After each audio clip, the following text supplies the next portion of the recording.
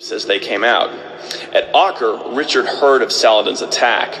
Though he only had a small force of knights with him, he sailed for Jaffa.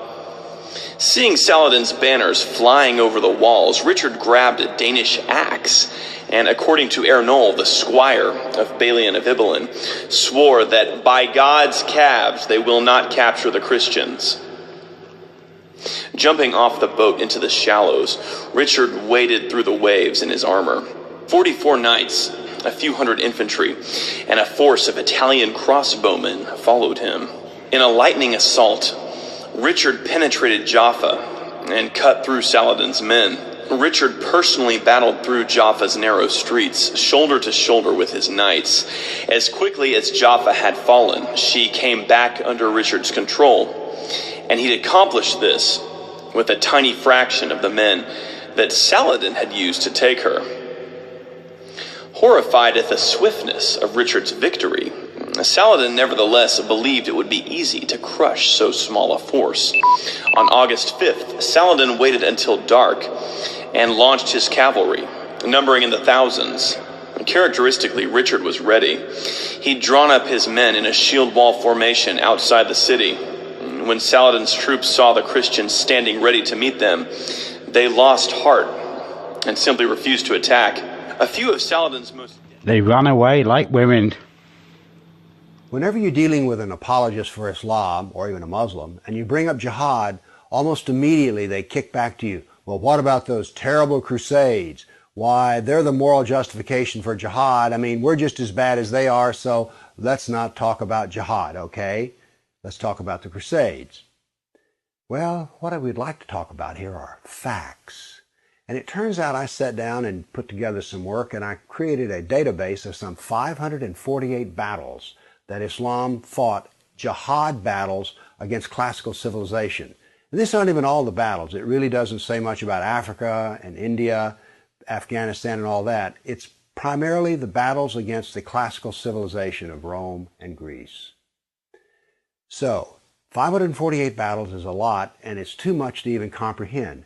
So I created something which I call a dynamic battle map, in which you have a display of the Mediterranean, and a white dot means that this 20-year period, that's a new battle. So every time the screen changes, it's 20-year period.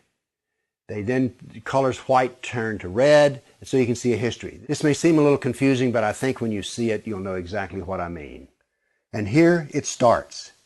Islam burst out of the Arabian Peninsula and immediately starts attacking the Middle East. And notice that it doesn't take long until they're crossing the Mediterranean and attacking southern France and Spain. Notice something here. Most people think of Islam, they think of Arabs, they think of desert, and yet here we see that Islam is projecting power throughout the Mediterranean. Notice how the little islands of the Mediterranean are getting hammered.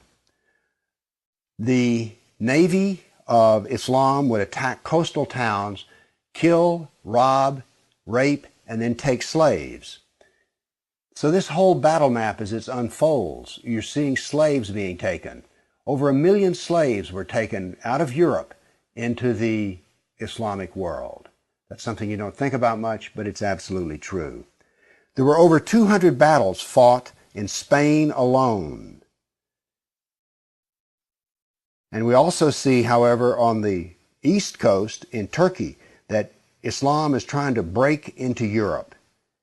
Now, what's going to happen is, in Spain, this ongoing fight that lasted for 400 years, the Christians are going to push back the Muslims. But now then what has happened over in the east is that Constantinople has fallen, and now then Eastern Europe is getting hammered. The jihad now comes to Eastern Europe.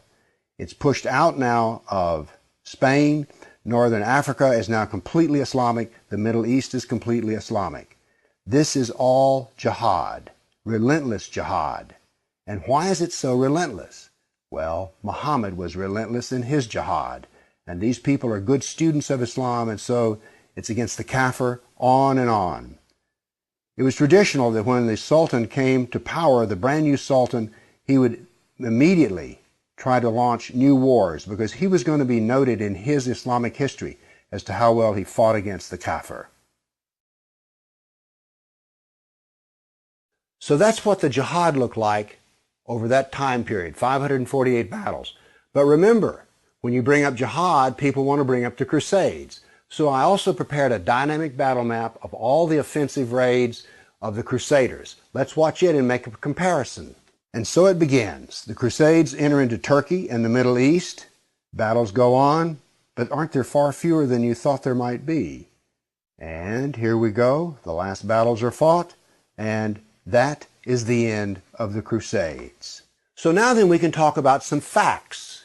Yes, there were Crusades, but notice they ended centuries ago, and jihad is being practiced today. Jihad has been with us for 1400 years. There is no comparison between jihad and the Crusades, certainly not a moral comparison. And when you're looking at the Crusades, remember, in one sense, all of the Crusades were defensive wars. Why? Well, as we saw on the first jihad map, it was Islam that came out of Arabia and conquered the Middle East, a Christian Middle East. And so the Crusaders were trying to free their Christian brothers and sisters from jihad. So there's no moral comparison at all. The motivation of the Crusaders was to free Christians. The purpose of jihad is to enslave the kafir. So the next time you hear somebody talk about, oh, those dreadful Crusades, you've seen some facts about the matter. Why don't you pipe up and tell them you know, you don't really know the matter.